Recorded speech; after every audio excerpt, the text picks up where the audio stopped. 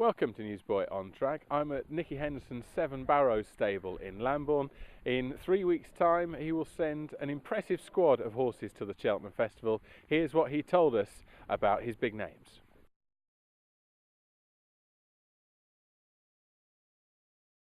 I would have liked to run with Bobsworth, yes, but it doesn't mean we can't do it. He was fresh into the Hennessy.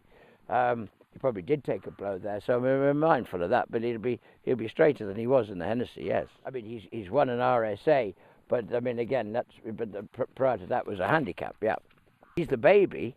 I mean he lacks the experience I thought he did going into the RSA last year, but he was very good and he loves Cheltenham. And I mean yes, he's got work to do, but I mean but we're on schedule very much so. I think he's very open. You know, he's not a. You know, he hasn't sort of. He's won a novice chase and a Hennessy, so I mean he is not a. You know, he. This is where we find out who he is, what he is, and you know he's not reached the sort of superstar status that, say, Sprinter Sacre seems to have done, purely because he hasn't had the opportunity to do so.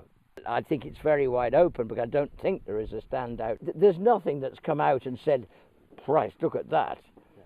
So Bobsworth, long run, you know, you've got to say they've got as good a chance as any.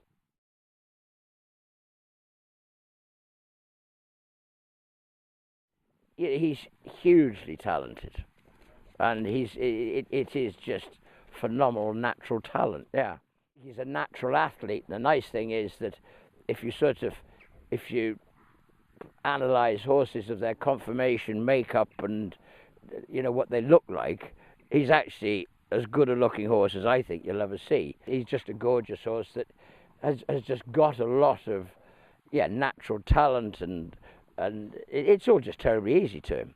That's the complacency on his own behalf is the sort of, we won't be complacent. He's got to learn not to be. He hasn't been yet, but he doesn't want to.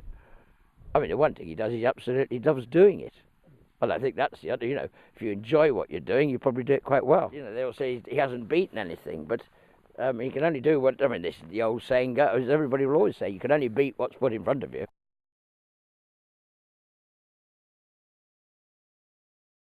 Whatever he was going to do this year, it was going to be over 2 miles. It was either going to be Champion Hurdle or Arkle. And you could take it like Isterbrack actually did that, didn't he? But we said at the end of last year, whatever he did, it would be over 2 miles. He always had that speed. It was only Barry who was just keen with his jumping over hurdles so that he could just drop him in a little bit. There'll be a pacemaker, I'm sure. But I don't think he'll get very far away from him. He's not going to build up a big lead, I can assure you, because this horse will just, you won't be able to stop him.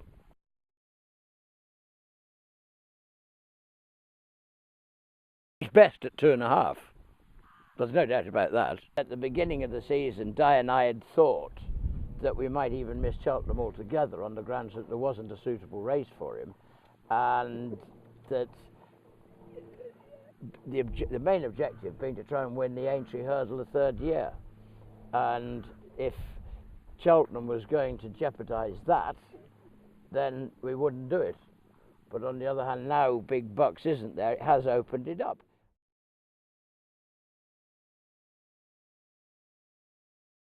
Everything's going fine. I mean, he's a very clean-winded horse. He doesn't need it. I mean, he will go somewhere. It probably won't be this Saturday, but he'll go somewhere next week. He's quite wary. Yeah. He's fit.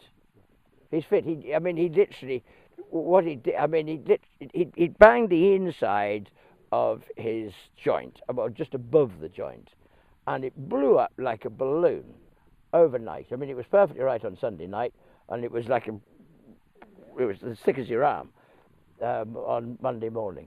And we just had to get rid of it. We tried for 2 days without medication, because if you're on the medication, you couldn't run. But we abandoned it in the end because it wasn't that vital.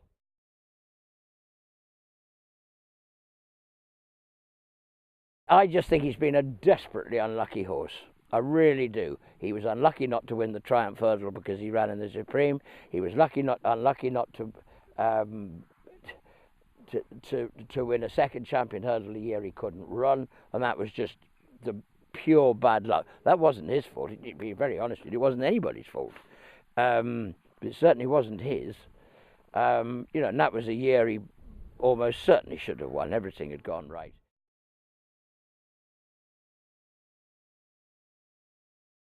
Completely and utterly impossible. Yes.